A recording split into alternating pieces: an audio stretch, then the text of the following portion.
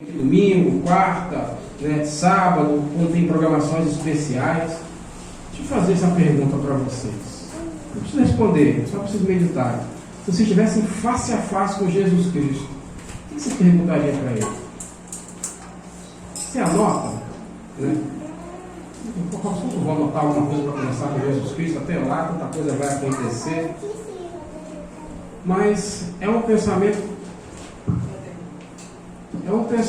bom de nutrir, né? Porque a gente fala, diariamente a gente lê, aqueles que participam dos programas de estudo da Bíblia, reavivamento espiritual, tem a lição da escola sabatina, mas um dia a gente vai estar face a face com Jesus Cristo. Tem até um louvor, face a face eu vi. Que o mundo está um caos. Está um caos. A gente se acostumou a viver no meio do caos. Né? A gente se acostumou. Tragédias já não mexem tanto como tragédia, como mexeria se fosse essa mesma notícia há 50, 100 anos atrás. A gente se acostumou a viver com desigualdades sociais e tantos outros problemas aí, pobreza.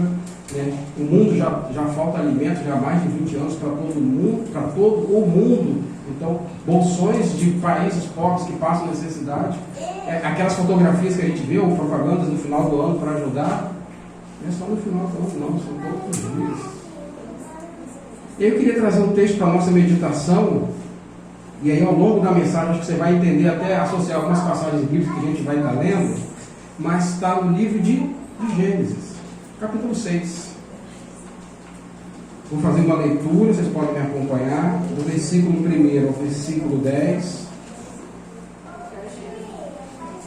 Isso é fácil de achar, né? Quando alguém vem aqui e fala assim, Amós, Naum, Filemon, até procurar aqueles pequenininhos ali, Gênesis está mais fácil, né? Gênesis, capítulo 6.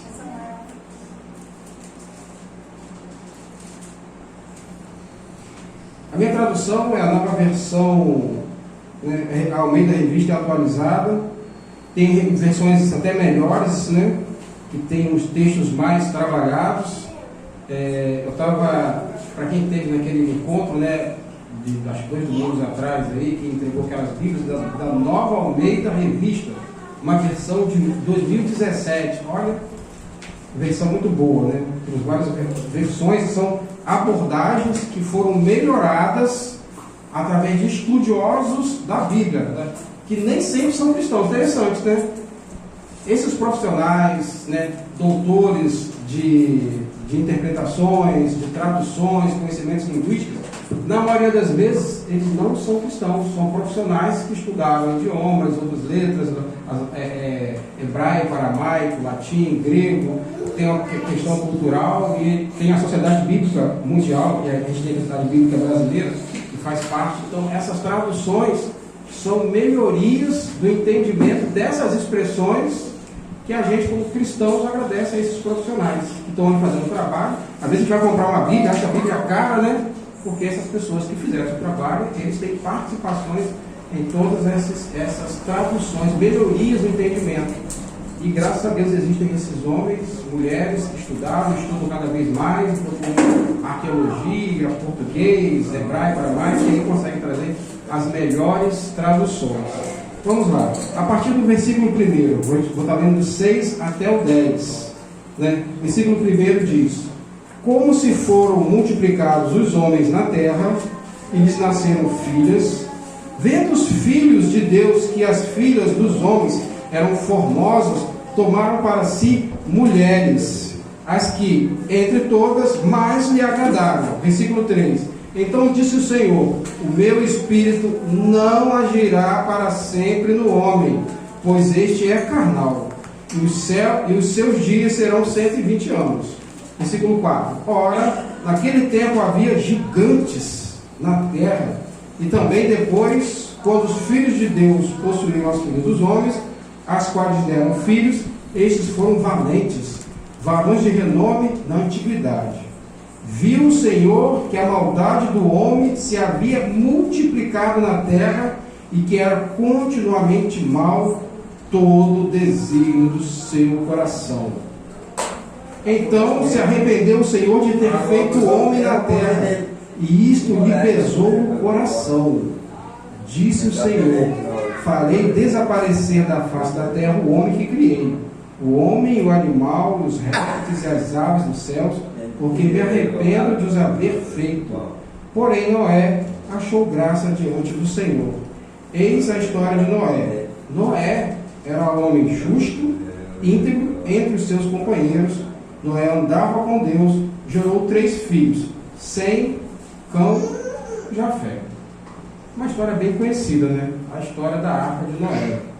Eu destaquei alguns pontos aqui para a gente fazer algumas comparações para o nosso entendimento. Aquele período da história, e a gente está falando aqui, mais ou menos, pensando um pouco em cronologia, da saída de Adão e Eva, né, até esse período aqui, foram aproximadamente pouco mais de 2 milênios. Né? Aproximadamente, pegando aí, né, da saída de Adão e Eva do Éden até a história da Arca de Noé, 2 milênios, até a história de Jesus Cristo, aproximadamente também mais de 2 milênios, e hoje a gente está em que ano? 2022, né? Então mais ou menos 6 milênios, 6 mil anos a história do planeta Terra, e aqui existia, eu vou estar fazendo alguns comentários aqui, baseados em duas fontes de pesquisa. Quais são as 2 fontes de pesquisa? Né? Comentário Bíblico Adventista, um material excelente, muito bom para estudos, e o livro Patriarcas e Profetas, do capítulo 7, que tem como título O Dilúvio. A Terra, nesse período, passava por sofria a consequência de 2 maldições. 2 maldições, sim. Quais 2?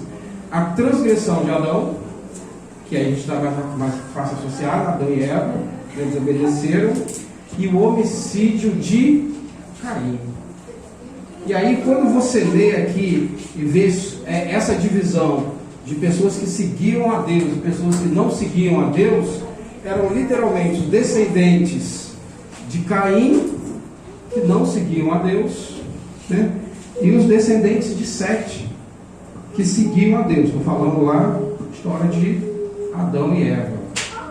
Então, nesses 2 segmentos, né, o capítulo 5 vai falar um pouquinho mais sobre os filhos e filhas que Adão teve, a ampliação da família, e essa questão de família, quando a gente fica pensando, não sei se vocês, eu pelo menos quando comecei a estudar a Bíblia, eu ficava com essas dúvidas. Rapaz, mas para nascerem filhos e filhas, o casamento foi entre parentes, né? E foi exatamente assim mesmo. Se você, por exemplo, avançar um pouquinho mais na história, para a gente hoje choca um pouco, né? Abraão e Sara, agora que eu fui bem distante agora na história, eles eram o quê? Irmãos por parte de pai. Quando, né, Rebeca fala com Jacó, olha, foge, e pode até, né, encontrar, pode questão do casamento, mas ela pede para ele buscar onde? Da parentela dela. Né? Hoje a gente choca um pouco, mas no início, essa questão de ampliação foi feita baseada em parentes. Né? Capítulo 5, um pouquinho antes, né, fala a respeito sobre isso. Mas aí então, aqueles dois ramos ali, digamos assim, eles se destacaram. Os descendentes de Caim, que eram desobedientes, e a gente lembra muito bem da história, né? A desobediência, o homicídio, e os descendentes de Sete. Até o comentário fala dos setistas, dos descendentes de Sete. E aí então, o mundo começou e o texto fala aqui, vou voltar aqui no texto, só para eu pegar aqui bem a ordem aqui. Vou ler de novo. Como se foram multiplicados os homens na terra, eles nasceram filhas, né? Vendo os filhos de Deus que as filhas dos homens eram formosas, essas filhas dos homens são descendentes de Caim, né? Tomaram para si mulheres. Aí começa aqui o primeiro ponto: poligamia. Os primeiros registros na Bíblia falando sobre uma desobediência velada do homem. Deus criou Adão e Eva. O princípio do casamento, né? Homem e mulher vão até Deus, recebem a bênção, e ali então uma só carne, um homem e uma mulher. Ali os homens já desobedientes, eles estavam pegando para si, não, além de não serem do povo crente a Deus. E é interessante que muitas vezes nesses materiais que eu estava lendo, existia a expressão ali: e o povo não obedecia os mandamentos de Deus. O povo não obedecia os mandamentos de Deus. Ué, mas os mandamentos, quem recebeu foi quem? Né? Bem depois, quem recebeu no Monte Sinai? Moisés. A gente está falando de Noé aqui, né? 600, 700 anos antes, bastante tempo. Os mandamentos de Deus já eram conhecidos. É claro que é um curto espaço de relatos, né? Uma extensão muito grande. Os homens eram gigantes, viviam muito tempo. Os mandamentos não eram segredos, mas o homem, né, nesse período antediluviano, ele de forma, né, transparente, não seguia os princípios de Deus. Seguindo o texto aqui: então disse o Senhor, né, o meu espírito não agirá para sempre no homem. Essa expressão é muito forte. Essa expressão é muito forte. Então disse o Senhor: meu espírito não agirá para sempre no homem. E aí eu vou lembrar de uma expressão.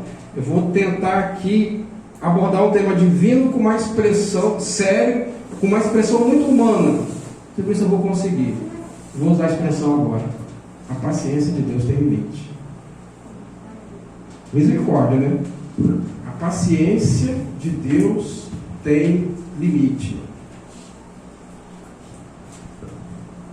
É muito comum e é muito agradável ouvir a mensagem de um Deus misericordioso, perdoador, né? Eu lembro do Dr. Rodrigo Silva, ouvindo uma pregação dele, que às vezes, como é colocado Jesus Cristo hoje, e eu vou usar essa ilustração porque ele usou numa pregação dele.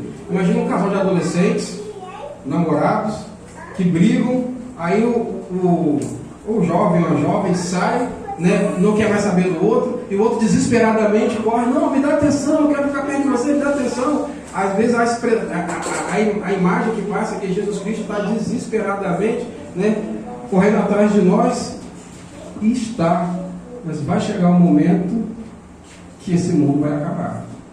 Vamos passar por uma transição. E aí, quando a gente lê na Bíblia, se a gente fosse usar aqui expressões do tipo joio e trigo, se vão ficar do lado direito, do lado esquerdo, né? Nécios e prudentes. Vão haver dois grupos. Tinham dois grupos naquela época. Eu estou fazendo esse paralelo: descendente de Caim e descendente de Sete. E a gente começa a estudar a Bíblia e vê que o mesmo tema, o que era acontecido, os dados históricos, como o povo se comportou. Tudo bem que eles não tinham um iPhone 12, 13, 14, sei lá, mas nós reagimos da mesma forma. Dois grupos. E Deus fala com Noé, né? Gênesis escrito por Moisés, né, enquanto ele apacentava ali o rebanho de Jétro, Deus deu revelações, ele escreveu, além das histórias por serem contadas, né? Moisés, quando pequeno, ouviu muitas histórias da mãe dele. E aí Deus, enquanto ele apacentava o rebanho de Jétro, Moisés foi escrevendo todos esses relatos aqui. Então disse o Senhor: meu espírito não agirá para sempre no homem. Chega um momento em que Deus fala: basta. E aí, a gente olhando hoje para o nosso cenário, eu queria fazer um paralelo só no final, mas é inevitável, né? O mundo como está hoje, né? Na minha perspectiva, na sua perspectiva, para onde a gente está caminhando? Enfim. Às vezes assim, e aí, já fazendo paralelo automaticamente, né? Noé é um maluco. Não vai chover. Tudo é muito perfeito, tanto que nem chove. A chuva, as nuvens estão associadas ao vapor quente, que encontra uma camada fria, forma a nuvem, e depois ela desce em forma de gotas, né? Pensando no ciclo da água aí. Naquele período era tudo muito perfeito. Chover, Noé, não vai chover. Não faz sentido nenhum. Aquela geração era uma geração má, né? E os orgulhos que eles tinham do que eles faziam, e aí é algo que começa a nos corromper. Isso é bem humano. Quando ele começa a conquistar coisas, fazer, e os homens fazendo aquelas épocas, e olha só, eles eram inteligentes, fortes, né? Essa questão de gigantes, a maioria era gigantes, eles eram todos grandes, né? A estatura, a questão de idade, quando tem aqui etimologias, descendências, né? Todos eram grandes, né? Formosos, faziam belas construções, né? Os prédios, tudo que eles prédios, justamente prédios, né? Todas aquelas madeiras, e aquilo foi enchendo de ego. Eu faço, eu consigo, eu quero, né? Eu posso, e algo que é inevitável quando a gente começa a questionar a palavra de Deus. Exatamente assim, questionar. E aí, naquela época, o povo já fazia imagens para adoração, porque era algo que eles sentiam necessidade desse contato com algo visível para eles adorarem, algo tangível, que eles pudessem se relacionar. A desobediência aos mandamentos de Deus era franca e ousada. As características das pessoas daquela época eram em relação à maldade, impiedade, poligamia, violência, desrespeito e imoralidade. Falando do povo antes do dilúvio.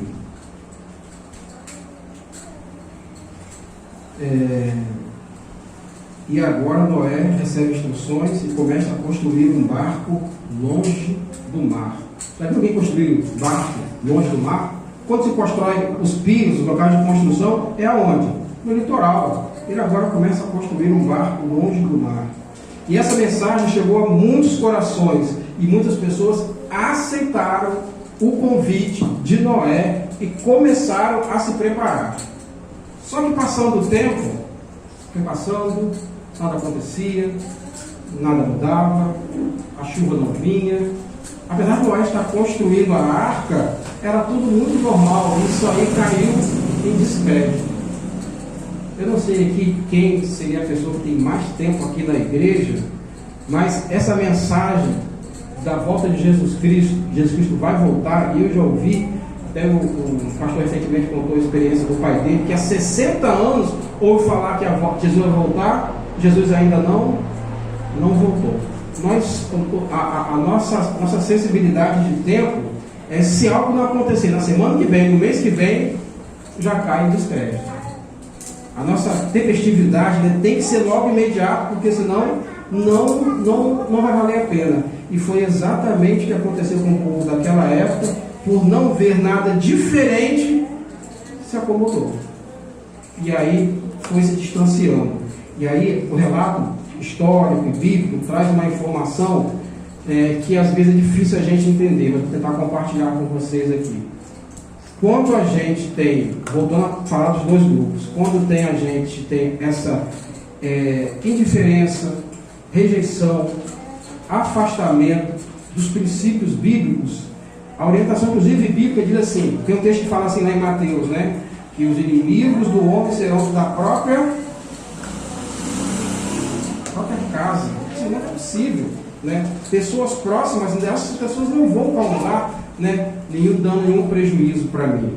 A questão é que quando a gente analisa o cenário, quando as pessoas vão se distanciando e não vão querendo ouvir a voz de Deus, com o tempo eles vão se tornando críticos, ferrenhos à mensagem de Deus. E é esse o cenário que a gente hoje vê na sociedade. Tem um grupo daqueles que estão esperando Jesus Cristo voltar, e tem um grupo daqueles que ficam ridicularizando, escarnecendo dessa esperança de vermos Jesus voltar nas nuvens dos céus.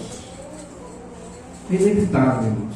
Para a ciência, o mundo deve acabar no final desse século. Eu vou estar com 124 anos mais ou menos, 126 anos mais ou menos, né? Segundo a previsão da ciência, provavelmente, né, se for essa, não vou estar vivo, né, até lá. Mas para a ciência, o mundo acaba no final desse século. Estamos num caos climático, num caos exatamente isso, um caos climático, e a condição do mundo já na década de 50 vai estar extremamente, né, impossível de viver. Questão principalmente da qualidade do ar. Mas para a ciência falar que a gente tem que navegar, né, com espaçonaves para outros mundos, não, é isso aí, o mundo vai acabar. Agora, quando um cristão usa a Bíblia, ele é ridicularizado. Já pararam para pensar nisso? O mundo científico, os filmes de ficção falam da importância do homem ir para outros planetas. Mas vem coisa melhor. Vem coisa melhor por aí. Quando a gente ouve hoje, por exemplo, essa questão da guerra lá na Rússia, da Ucrânia, uma motivação financeira. Uma motivação, né, baseada em conquistas humanas, egoísmo, poderio, pessoas morrendo. Quem está preocupado com isso? Você vê o mundo preocupado, as rodadas de negociação econômica outra semana, ninguém resolve nada. Fome, guerra. E um dos sentimentos que eles tinham naquela época era que Deus não iria castigar a transgressão deles. Nós não temos um Deus que vai castigar, porque Deus, ele vai ser o tempo todo benevolente com a gente. E aí então o povo não acreditou, o povo não seguiu os conselhos de Noé, o povo não se preparou, aí veio então o dilúvio. Já pararam para pensar nessa tragédia daquele povo quando viu os animais entrando na arca, e aí de forma organizada, aproveitando o comentário profético, anjos conduziram os animais para entrarem de forma organizada. Eles viram os animais entrando organizados na arca, acharam aquilo estranho, mas e aí eles especularam das maneiras mais diferentes. Noé é um encantador, isso aí é passageiro. Tinham todas as justificativas, menos que era uma providência e aviso de Deus que algo muito sério estava para acontecer. O comentário bíblico também, o livro Patriarcas e Profetas, da escritora norte-americana Ellen Golding White, fala que, diferente, os ninivitas, lembra da história de Jonas, na barriga do grande peixe? Os ninivitas aceitaram o convite para arrependimento, se arrependeram e a cidade não foi destruída. Diferente da história de Noé. Vou fazer uma pergunta para vocês aqui. Se o povo se arrependesse e quisesse entrar na arca, né, ainda que a gente não tenha a precisão das quantidades de pessoas, as pessoas arrependidas caberiam dentro da arca? A gente tem mais ou menos a proporção ali, né? 300, né? 30, 20 e poucos metros de altura. Toda aquela população, todo mundo fosse entrar, né, na arca. Não, todo mundo aceitou o convite de apelo e entraram na arca. Daria para todo mundo ali? Vamos supor, Macaé, se fosse a arca naquelas proporções ali, né? Daria para todo mundo entrar ali? Não daria.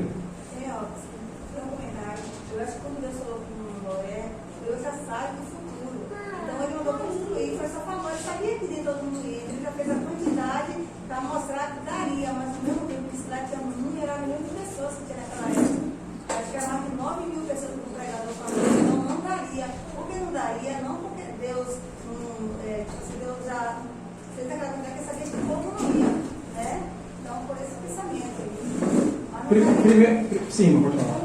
No caso, se todo mundo se arrependesse, a maioria entrar, a maioria ficar, seria salvo? Sim, mas tem um ponto interessante aqui, né? Era para cada um construir sua arca. A cada um, né? Hebreus 11:7. Vamos dar uma lida rapidinho aqui. Quem encontrar pode ler, por favor. Hebreus 11, capítulo 7. Noé, divinamente instruído acerca de acontecimentos que ainda não se via, sendo temente a Deus, aparelhou uma arca para a salvação de sua casa, pela qual condenou o mundo que se tornou herdeiro da justiça que veio na terra. Aparelhou uma arca para a salvação de sua casa. Primeiro ponto. Assim como os ninivitas, né, aceitaram o apelo, não houve destruição. O apelo de Deus, o plano de Deus é que todos cheguem ao pleno arrependimento. Deus, né, Ezequiel 20, 33, Ezequiel 33, 11, faz memória. Deus não tem prazer na morte do perverso, mas ele que ele se converta do seu mau caminho e viva. Deus não tem prazer. Isaías 22, 28, agora não lembro, né? A obra estranha. Qual é a obra estranha de Deus? Destruir aquilo que Ele criou. Deus não queria que o povo fosse destruído, Ele queria que o povo se arrependesse e que cada um construísse a sua arca. Não era plano de Deus que o mundo fosse destruído, passasse, mas essas características aqui do homem, a maldade, impiedade, poligamia, violência, desrespeito, imoralidade, né? Tudo isso foi algo que o texto diz que tem algumas versões que diz que Deus que se arrependeu, não é a melhor tradução, mas que Deus se entristeceu pela postura do homem. É bem diferente, né? Se você ler o contexto ali e trocar algumas versões, não sei se é a nova versão internacional ou a King James, agora não lembro exatamente, mas fala que Deus, ele se entristeceu. E aí ele mandou alguém para avisar que algo iria acontecer, né? Deus não executa nada sem avisar antes ao povo por meio de seus profetas. O assunto era sério. Destruição do mundo, restauração de todo aquele pecado e então por fim toda aquela situação. O último apelo de Noé foi através daqueles animais que entraram de forma organizada, né, conduzidos por anjos, né, e então veio o dilúvio. E foi assustador, né? Os relatos, a comentarista Ellen White, ela fala que o próprio Satanás temeu ser destruído no dilúvio. Foi algo que, quando você vê o mundo hoje todo recortado, essas teorias, são interessantes as teorias, que o mundo foi dividido, né? Que onde saiu o dilúvio não foi só apenas chuva, né? As fontes do abismo, né? Abismo, né? Quando a gente lê lá, a terra sem forma e vazia, o Espírito de Deus parado sobre a fonte do abismo. Abismo, essa palavra aí, ela, na melhor tradução seria essa crosta terrestre, essa parte mais externa, né? Quando fala que Satanás durante 1000 anos será preso, né, no fundo nas regiões do abismo. É essa região da terra que Satanás não vai nem para nenhum buraco. Na realidade, ele vai estar aqui na face da terra, só que não vai ter ninguém para ele tentar. Então, a terra foi completamente devastada. As pessoas começaram desesperadamente a bater para tentar entrar na arca. Já pararam para pensar? Primeiro que nunca tinha chovido antes. O texto mesmo fala que uma neblina, né, bem suave saía da terra e regava as plantas. 2 capítulos antes fala sobre esse contexto. A terra estava em perfeito equilíbrio. Isso aí agora é uma visão errada nossa, social, hoje moderna, de que está tudo ótimo. Não, está tudo ótimo.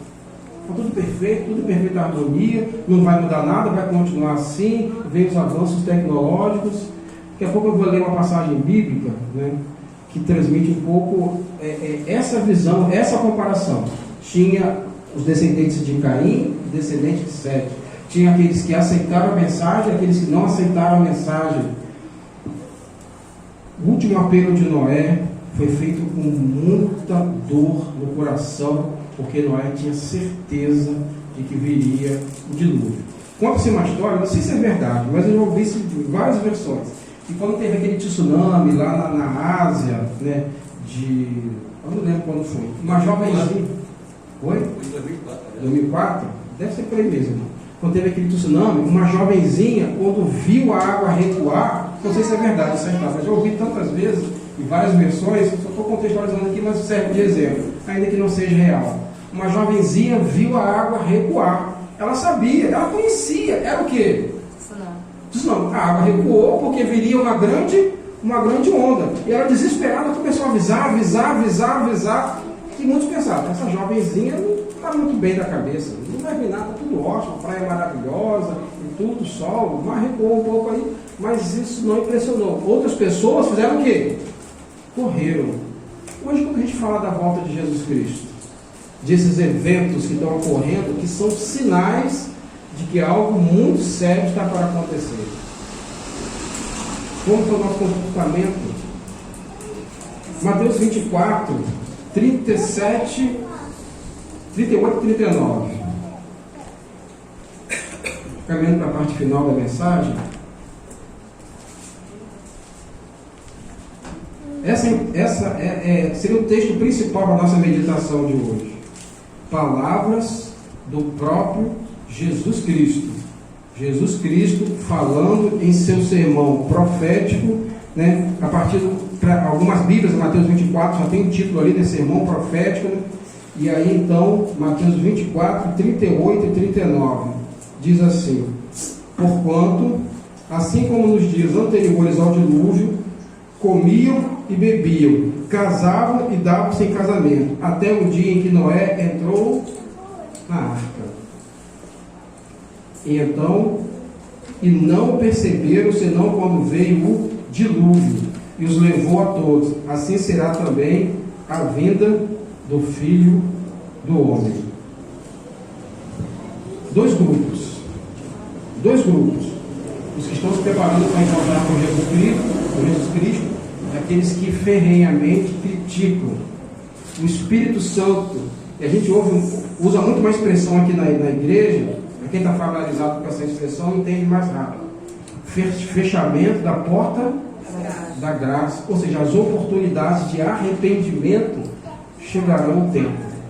A paciência de Deus tem limite.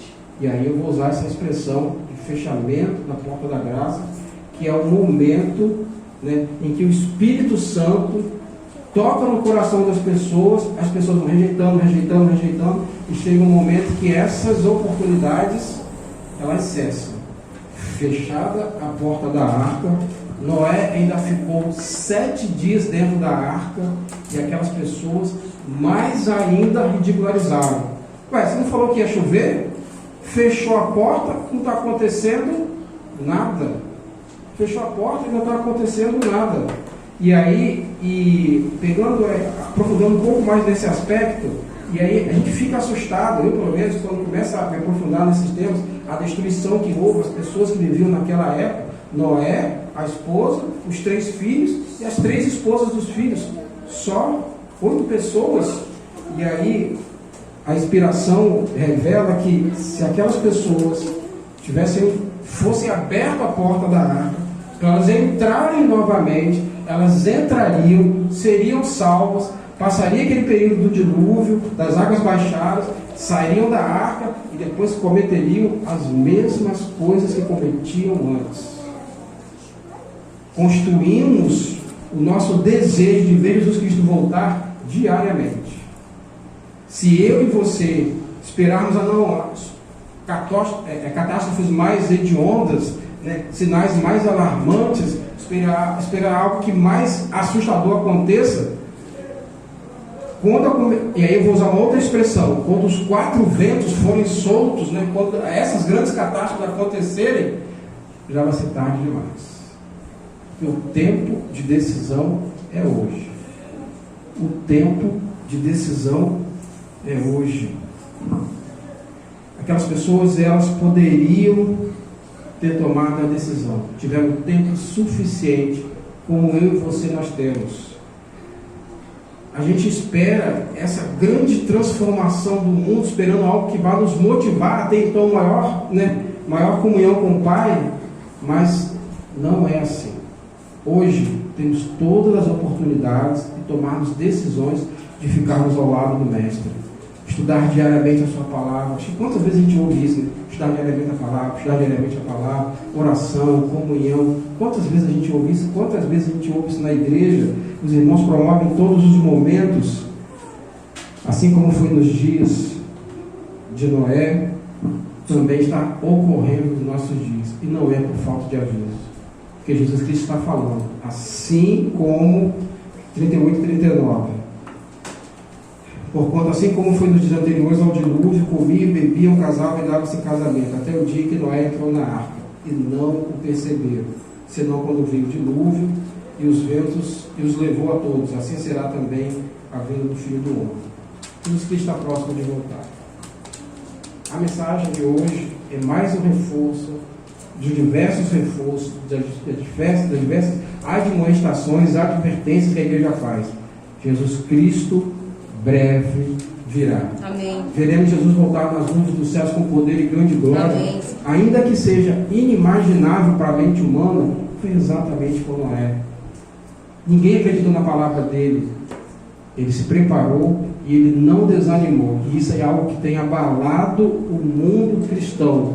O desânimo em função de não ver os sinais que a gente esperava ver o mais rápido possível. O inimigo conhece. E ele tentou aquelas pessoas e conseguiu fazer com que muitas daquelas pessoas se arrependessem. Deus fechou a porta, selando os seus filhos do mal vindouro.